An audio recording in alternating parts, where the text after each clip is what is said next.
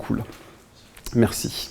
Alors, après ces nouvelles, on va commencer aujourd'hui avec un petit peu d'humour. Et là, on lance la prédication, on peut commencer à la mettre sur Internet. On va commencer avec un petit peu d'humour noir. J'espère que vous êtes prêts pour ça. Ce ne sera pas trop glauque, ne vous inquiétez pas trop. Mais donc, on va commencer avec une scène d'un film qui a bercé toute mon enfance. Je ne sais pas si vous le connaissez, c'est un film qui s'appelle La Chèvre. Et en gros, vous allez comprendre un petit peu l'histoire alors que vous la regardez. Donc, tout de suite, on lance le petit clip.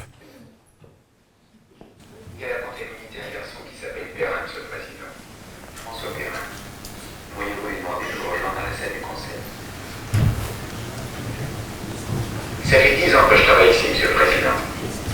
Et chaque fois que vous m'avez parlé de votre fille, c'était pour vous raconter une catastrophe.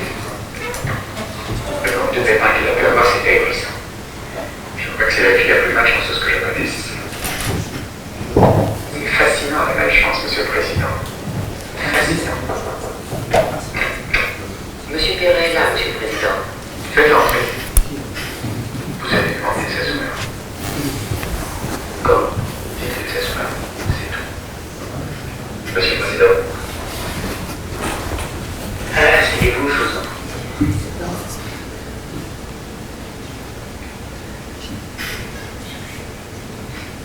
Asseyez-vous.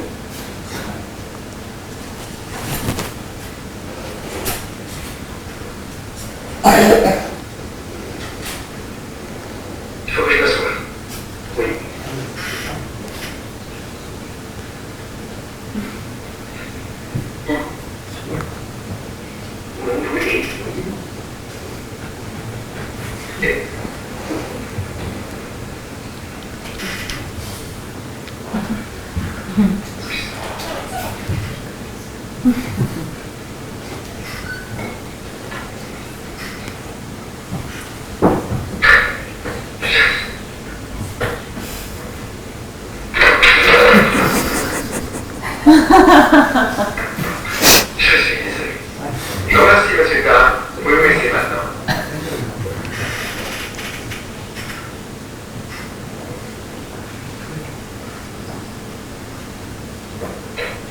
Si votre fille était entrée ici, Monsieur le Président, elle aurait sans doute fait la même chose.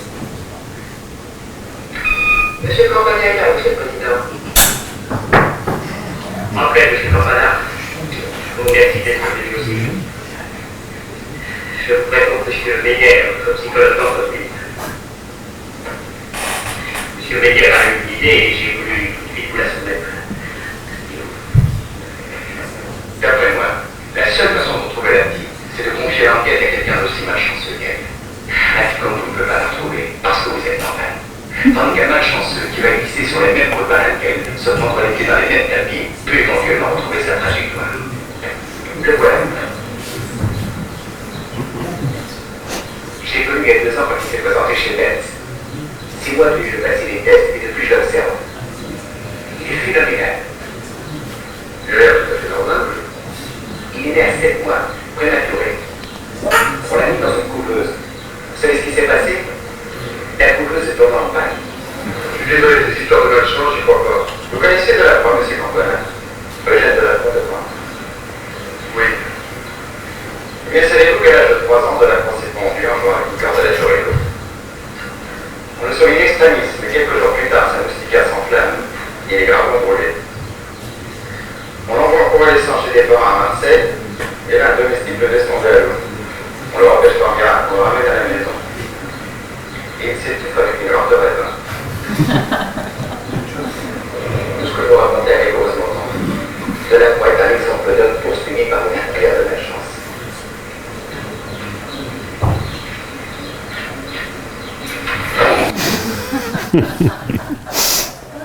Oh bon, ça c'est un film. Bon, ce qu'il dit sur Delacroix, c'est vrai. Et lui, c'était un vrai personnage. Mais je vais vous raconter 2-3 autres histoires d'autres personnes qui n'ont vraiment, mais alors vraiment, pas de chance. Et c'est des histoires vraies. La première, c'est l'histoire de Frank Hayes. Le 4 juin 1923, Frank Hayes, qui était jockey, est mort subitement d'une crise cardiaque alors qu'il était sur son cheval en pleine course. Alors là où c'est vraiment pas de bol, c'est que son cheval a continué à courir, il a gagné la course. Frank Hayes a gagné ce pourquoi il s'est préparé toute sa vie et il n'a jamais pu en profiter. Le 6 juin 2013, un avion a dû faire un atterrissage forcé près de San Francisco. Une des survivantes est sortie de l'avion indemne. Et elle s'est fait écraser par le camion de secouristes qui venait les secourir. Elle est sortie indemne d'un accident d'avion et elle n'a jamais pu en profiter. Ramon Artagaveitia a essuyé un grave naufrage de bateau en 1871. Malheureusement, après ça, il n'a jamais voulu reprendre le bateau. C'est seulement des décennies plus tard qu'il a pu enfin se remettre de son traumatisme et qu'il a décidé de refaire une croisière. Et donc, il achète des billets pour une traversée de l'Atlantique qui a quitté le port de Liverpool le 10 avril 1912. Le bateau en question s'appelait le Titanic. Il a enfin triomphé de sa peur de la mer et il n'a jamais pu en profiter. La vie, c'est comme ça parfois. Non, bon, c'est peut-être un humour un petit peu trop d'art pour certains. Rebecca et moi, on était morts de rire en découvrant cette histoire. Mais c'est de ça qu'on va parler un petit peu ce matin, c'est que notre vie, parfois, est un petit peu comme ça. Le titre de la prédication de ce matin est celui-ci. Avoir et ne pas profiter, c'est frustrant.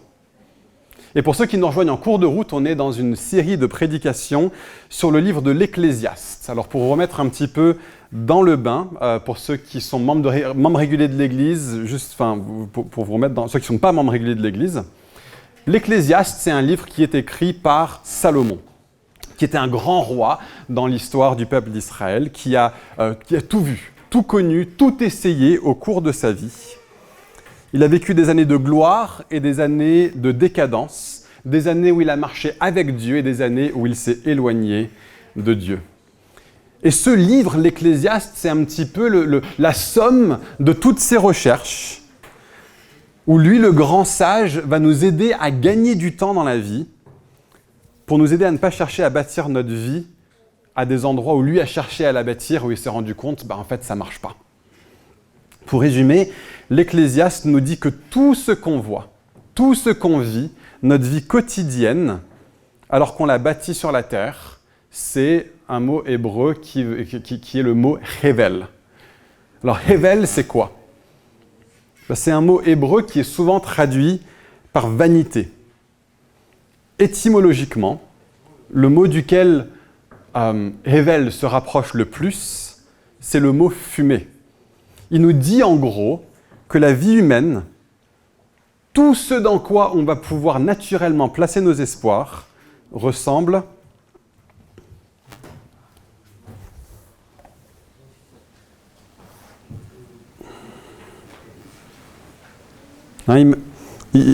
imaginez tout ce sur quoi vous bâtissez votre vie, tout ce dans quoi vous mettez votre espoir, toutes les choses les plus importantes pour vous. L'Ecclésiaste dit que ça ressemble à ça. C'est de la fumée. C'est fuyant. C'est fugace. C'est peu consistant. C'est éphémère au plus haut point. Ça peut être fascinant à regarder. J'espère juste que ça ne va pas déclencher l'alarme incendie. Ah, c'est juste une bougie qu'on éteint. C'est si sensible que ça. C'est fascinant à regarder, mais c'est une chimère. C'est une chimère. Donc moi, aujourd'hui, le texte que j'ai à exposer, c'est Ecclésiaste, chapitre 6, des versets 1 à 7. Du coup, je vous invite à l'ouvrir. On va le regarder ensemble. Que vous ayez vos bibles papier, téléphone, tablette. Si vous avez une Bible sur vous, prenez Ecclésiaste à partir du chapitre 6, verset 1.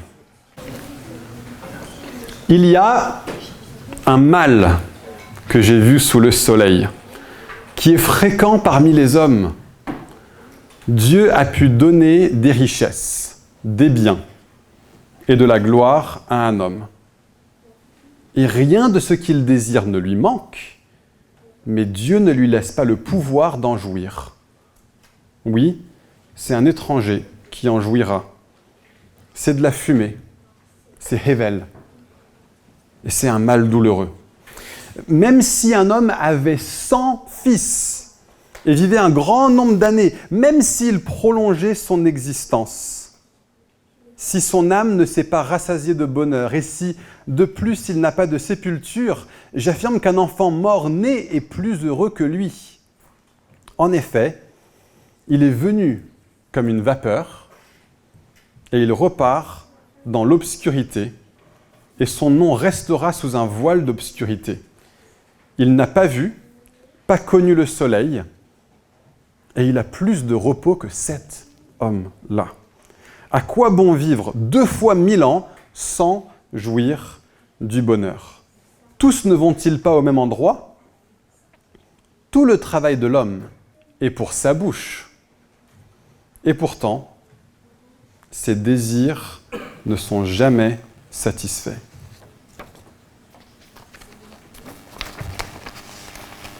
Donc voilà en gros la totalité de la sagesse de l'Ecclésiaste pour nous jusqu'ici.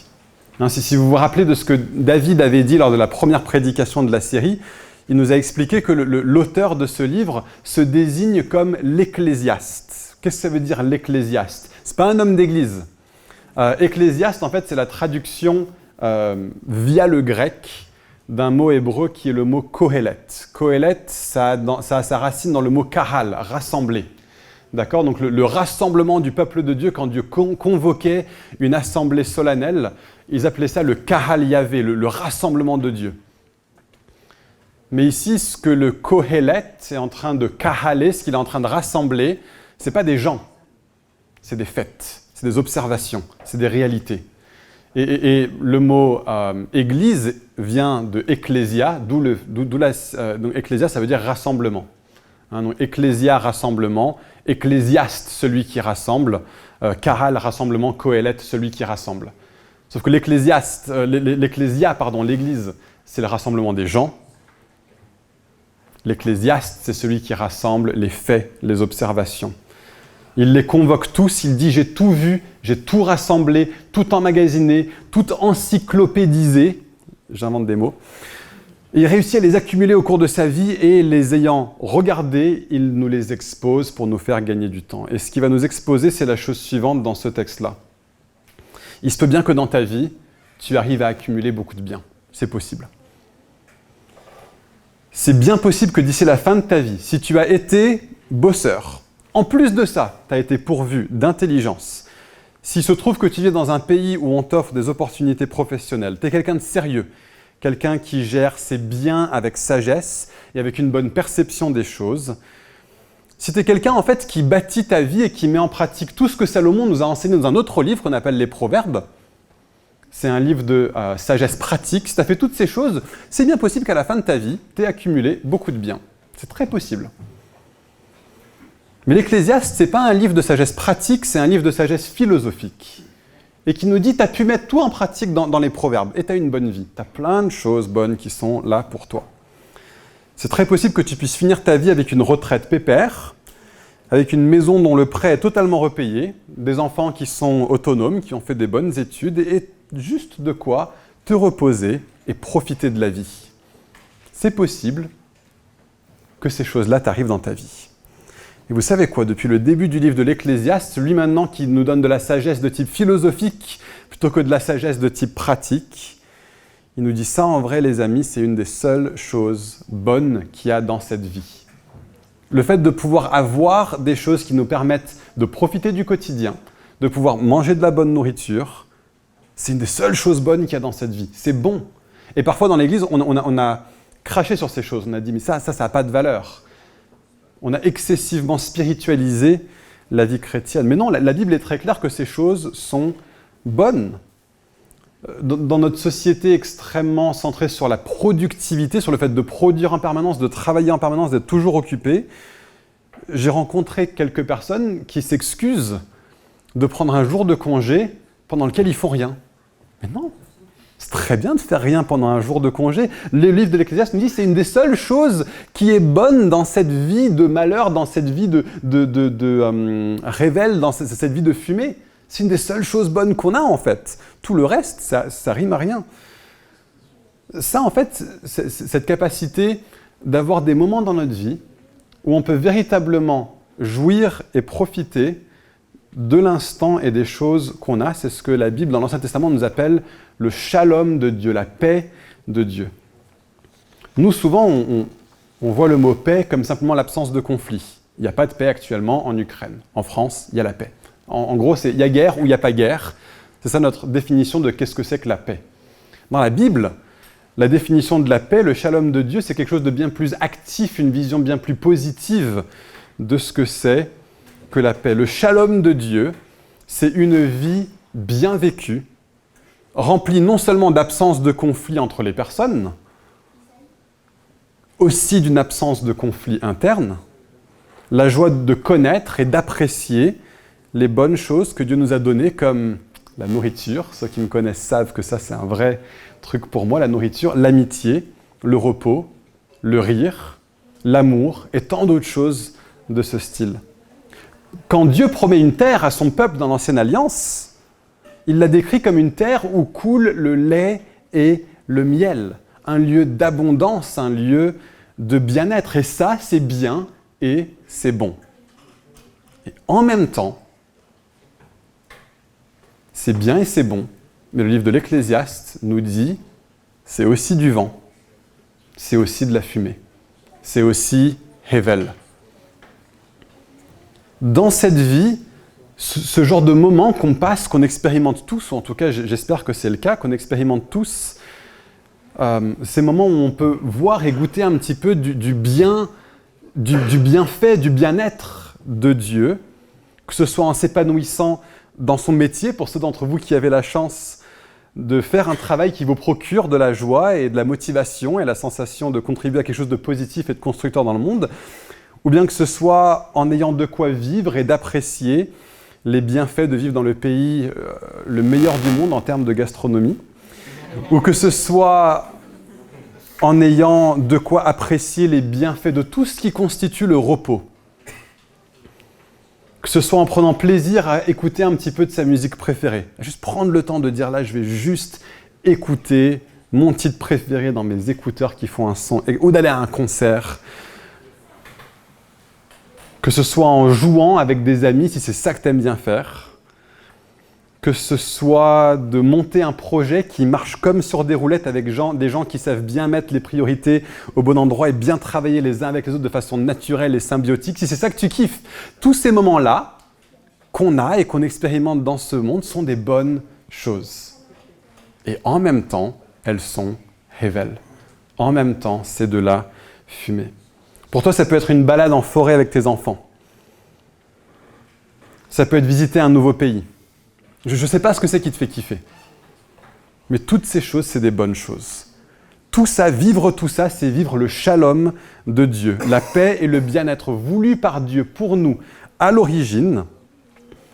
Et ce shalom qui est maintenant absolument terni dans le monde qui est marqué par le péché de l'homme, par notre égoïsme, qui marque et qui affecte tout ce qu'on fait, qui affecte nos actes, qui affecte les gens autour de nous. Les gens autour de nous nous affectent, nous.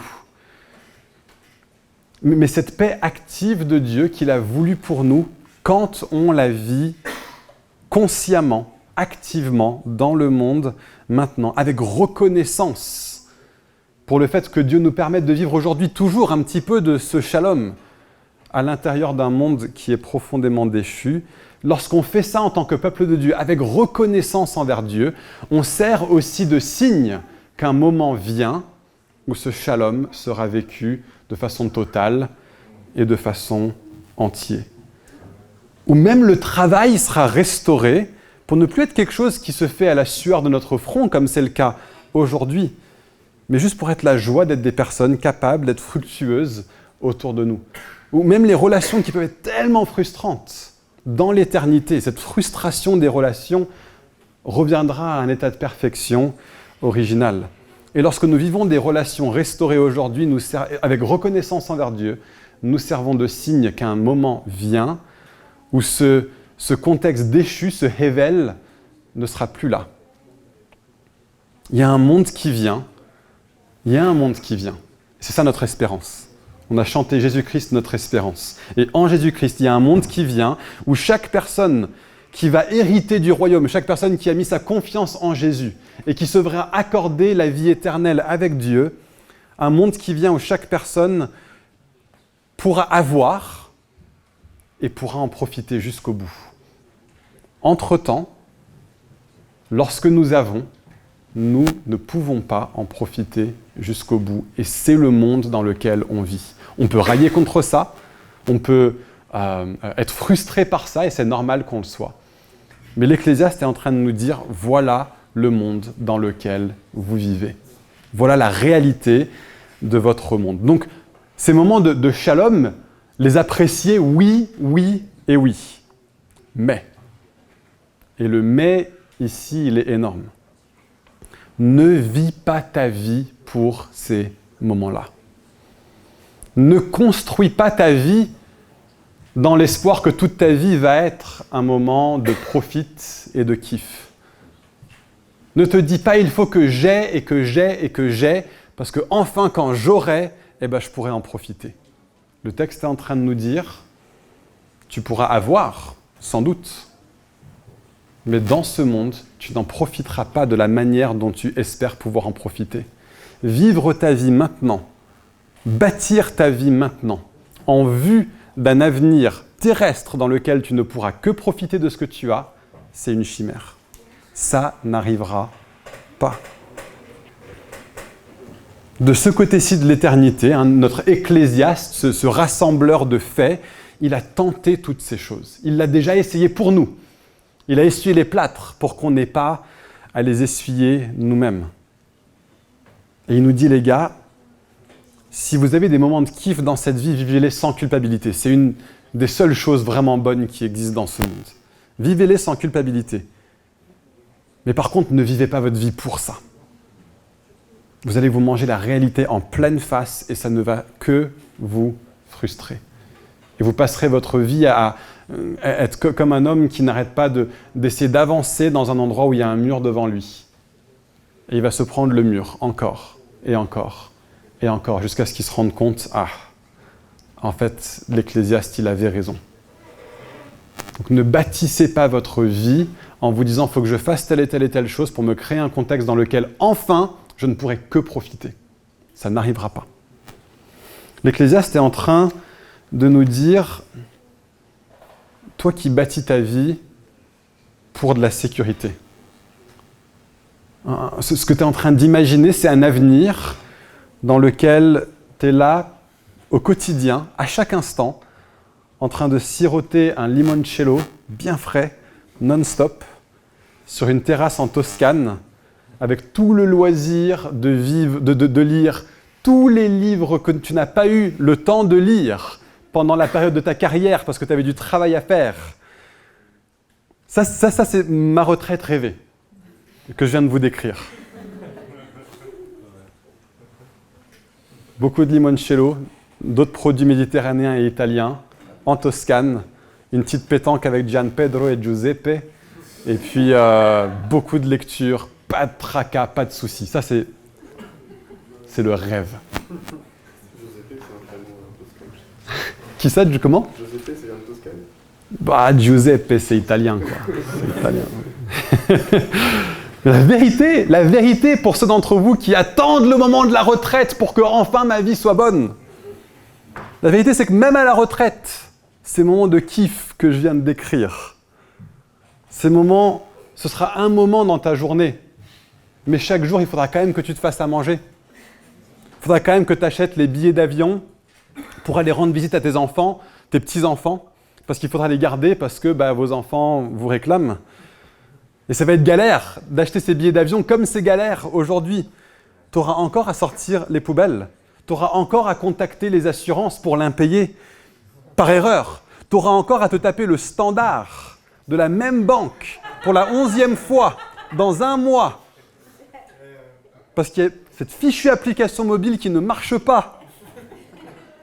Tout ça, même à la retraite, même un limoncello entre les mains, même avec Giuseppe et Gian Pedro, tu vas continuer à le vivre.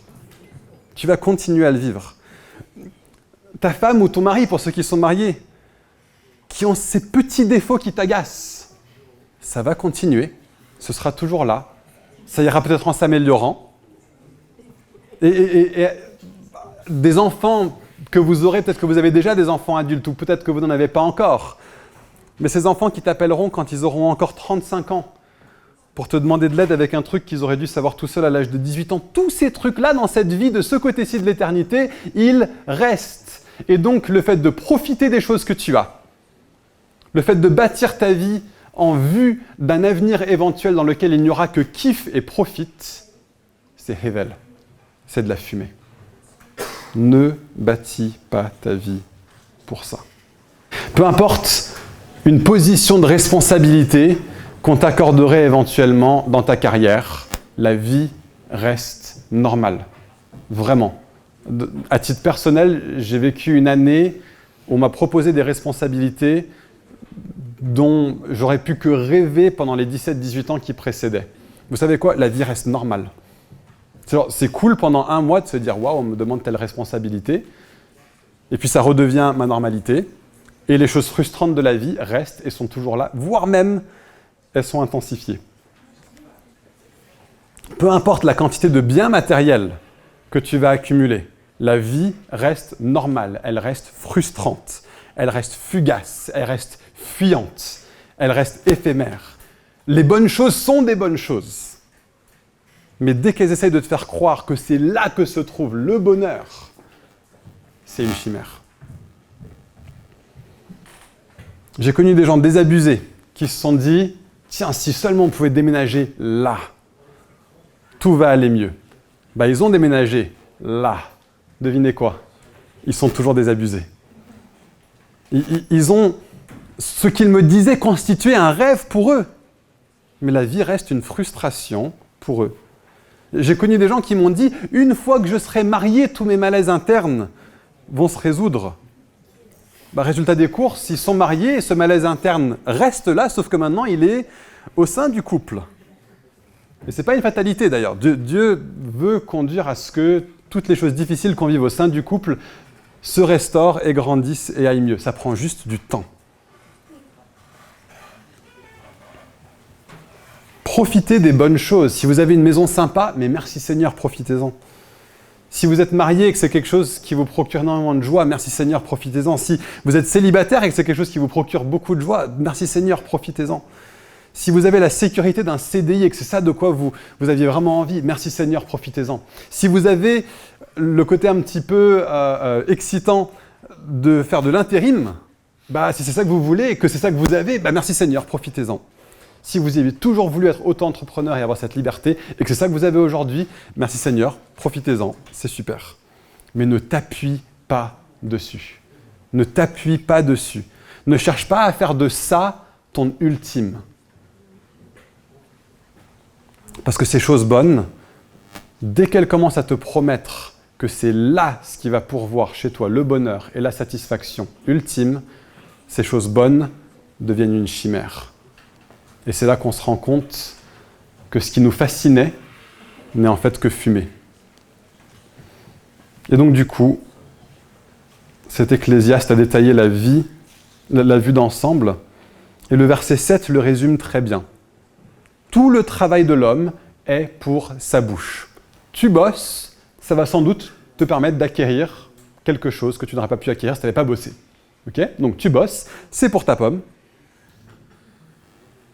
Et pourtant, ces désirs ne sont jamais satisfaits. J'ai plein de choses, mais ma vie n'est quand même pas profilée pour que ma vie soit une vie de profit et de kiff permanent. Il y a des gens qui nous font croire que c'est le cas pour leur vie. Si vous passez un tout petit peu de temps sur les reels des différents réseaux sociaux, vous allez voir des gens qui nous font croire que toute leur vie, c'est une sorte de waouh permanent. Alors, vous en êtes conscient, mais ça vaut quand même le coup de le dire. C'est de la mise en scène. Et c'est 30 secondes. Parce qu'après ces 30 secondes de mise en scène d'une vie absolument géniale, ils doivent prendre le téléphone et ils doivent imaginer quels sont les bons hashtags qui vont faire que cette vidéo est virale. Ça, c'est galère. Ils vont devoir la télécharger en ligne et ça ne va pas marcher comme d'habitude. Ça, c'est galère. Ils vont devoir le montage et le logiciel de montage ne marche pas. Ça, c'est galère. Et tout ça, on ne le voit pas. On ne voit que leur vie Insta parfaite. Et on s'imagine, waouh, si seulement ma vie pouvait être comme la sienne. C'est une chimère. C'est du mensonge. C'est de la mise en scène en tout cas. Et donc du coup, ça nous laisse quoi ? La sagesse de l'Ecclésiaste, elle est géniale. Parce qu'elle parle de façon très terre-à-terre à des gens très terre-à-terre comme nous.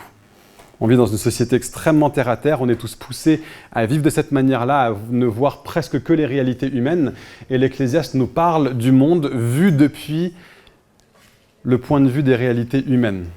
Nous sommes très portés et nous sommes poussés et presque catéchisés par le monde dans lequel on vit à nous centrer sur moi, ma vie, mes envies, etc. Je vis pour l'ici et maintenant. Je réfléchis que très peu au fait qu'un jour je vais mourir. On a commencé avec de l'humour glauque. Là, c'est pas de l'humour glauque, c'est juste la vérité. Un jour, tu vas mourir. Et la mort, d'ailleurs, c'est quelque chose de tellement lointain pour nous qu'on n'y pense même pas. On vit notre vie aujourd'hui comme si ce que j'ai maintenant, je l'aurai toujours. Et ce que l'Ecclésiaste nous dit, c'est que non, ce que tu as maintenant, tu ne l'auras pas toujours. Ce que tu as maintenant, peut-être que demain, c'est un autre qui va en profiter. Ce que tu as maintenant, peut-être que tu vas être comme ce jockey dont on a raconté l'histoire au début. Il a la victoire et pourtant il n'en profite jamais. Parce que la mort est une réalité. Alors, ce discours de l'Ecclésiaste, c'est un long discours de 12 chapitres. Ce qu'on vient de voir, ce qu'on vient de lire, c'est qu'une toute petite partie de ce discours. Et finalement, si on n'en reste qu'à ce discours, on n'aura que la vision partielle. On aura, dans un sens, le diagnostic, mais on n'a pas le remède. Le remède, il nous le donne en toute fin de livre, et donc c'est sur ça, c'est vers ça qu'on va aller pour finir ce message, et pour voir finalement qu'est-ce que ça veut dire pour nous. Est-ce que juste soyez cyniques, c'est la meilleure façon de vivre votre vie? Est-ce que c'est ça la conclusion de l'Ecclésiaste? Est-ce que c'est du fatalisme? Non, ce n'est pas du fatalisme. Écoutons Ecclésiaste chapitre 12, des versets 13 à 14. Voici la conclusion de tout ce discours. Après qu'il ait tout emmagasiné, tout observé, tout carrelé, tout rassemblé, crains Dieu et respecte ses commandements, car c'est ce que doit faire tout homme. En effet, Dieu amènera toute œuvre en jugement, et ce jugement portera sur tout ce qui est caché, que ce soit bon ou mauvais. Et cette vie extrêmement terre-à-terre que l'Ecclésiaste nous a décrit, d'un seul coup, il nous permet de lever les yeux et de nous rendre compte, waouh, il y a plus que juste cette vie sur terre. C'est fascinant. En fait, l'Ecclésiaste, il prend cette réflexion sur le fait que notre monde est totalement limité, qu'il est totalement éphémère, et il leur dit, mais les amis, la raison pour laquelle ce monde semble tellement vain, quand vous cherchez à vous baser sur les choses de ce monde, et à vivre pour les choses de ce monde, c'est parce que c'est pas pour ça que vous avez été créés. C'est pas pour ça que vous avez été faits. Et il finit en ramenant tout le monde à la relation avec Dieu, et au fait de vivre pour Dieu. Et souvenez-vous, l'Ecclésiaste, ce n'est pas un rabat-joie, on l'a déjà vu encore et encore dans d'autres prédications, on l'a cité aussi ce matin. Il ne va pas dire « Ah bah oui, toi tu as juste envie de profiter de la vie et tu as tort. Il faut que ta vie elle soit pourrie parce que regarde Dieu, sinon Dieu il va te juger si ta vie elle n'est pas misérable sur la terre. » Non, ce n'est pas du misérabilisme. Avoir, ce n'est pas un problème. Profiter, ce n'est pas un problème. Mais chercher à avoir, parce que tu te dis que c'est que comme ça que tu vas pouvoir profiter. Et faire du fait de profiter de ce monde la recherche ultime de ta vie, c'est ça la folie que l'Ecclésiaste y pointe. Parce que ce monde, dans sa forme actuelle, passe. Et cette phrase, si ça vous dit quelque chose, ce monde, dans sa forme actuelle, passe, c'est juste parce que c'est tiré de la Bible. 1 Corinthiens 7, des versets 29 à 31. Ce que je veux dire, frères et sœurs, c'est que le temps est court.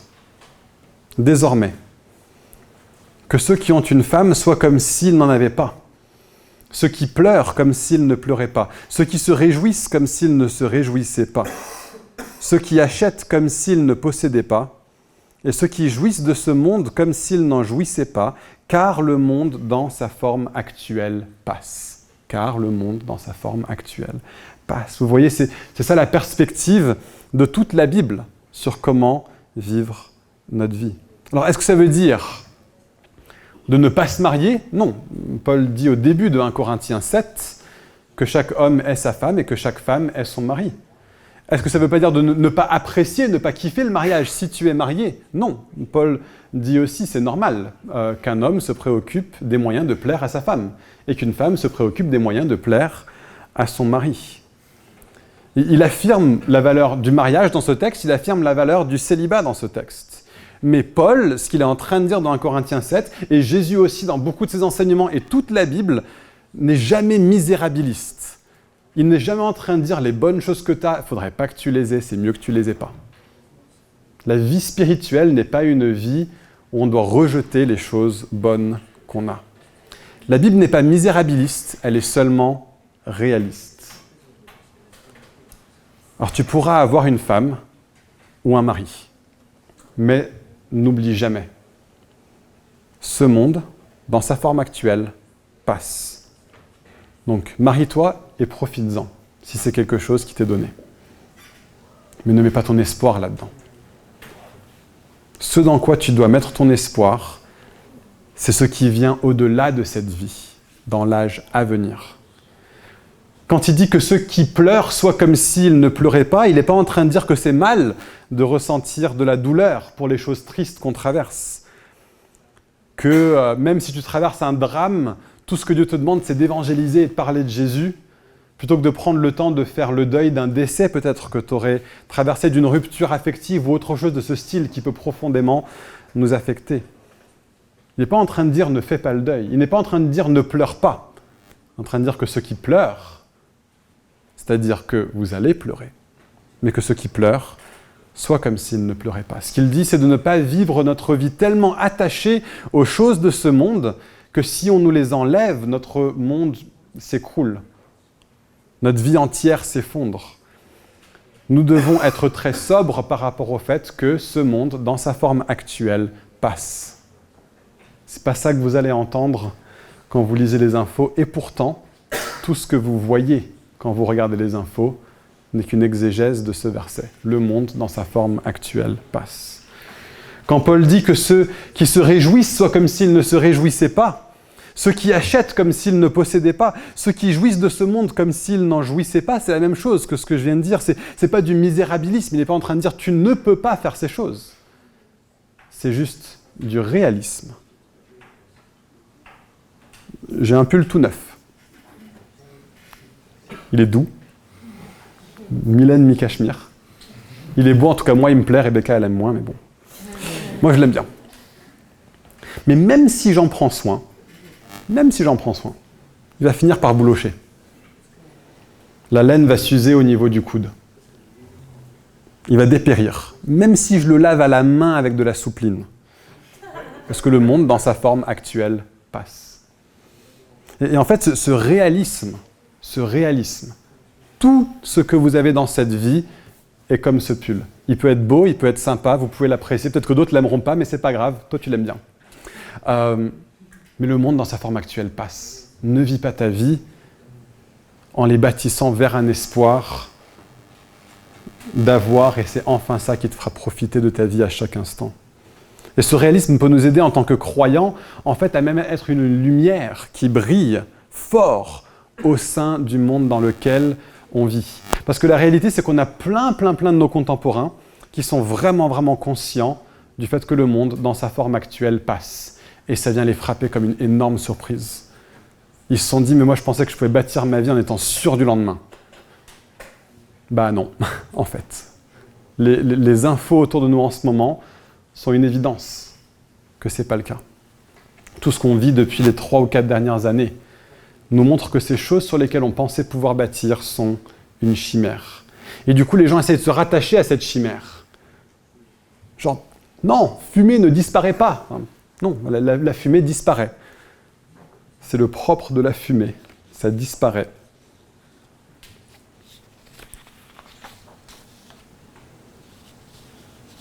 Et donc voici le mot de la fin de l'histoire, d'après l'Ecclésiaste. Ne bâtis pas ta vie sur ce monde. Profite, mais ne vis pas pour profiter.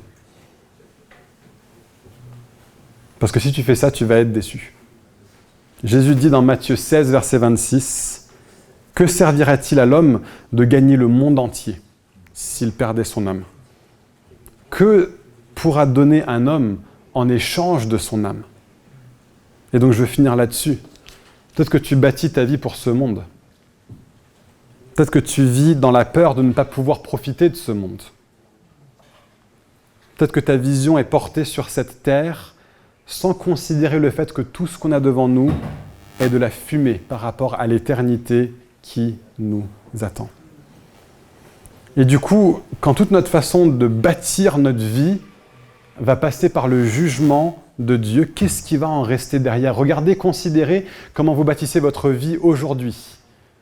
Toutes les choses auxquelles vous vous donnez, qu'est-ce qui en restera, non pas à la fin de votre vie, mais qu'est-ce qui en restera à la fin de ce que l'Ecclésiaste mentionne au chapitre 12 ? Qu'est-ce qui en restera au moment du jugement de Dieu ? 1 Corinthiens 3, versets 12 à 14 nous dit que l'on construise sur ce fondement avec de l'or, de l'argent, des pierres précieuses, du bois, du foin ou de la paille. L'œuvre de chacun sera dévoilée.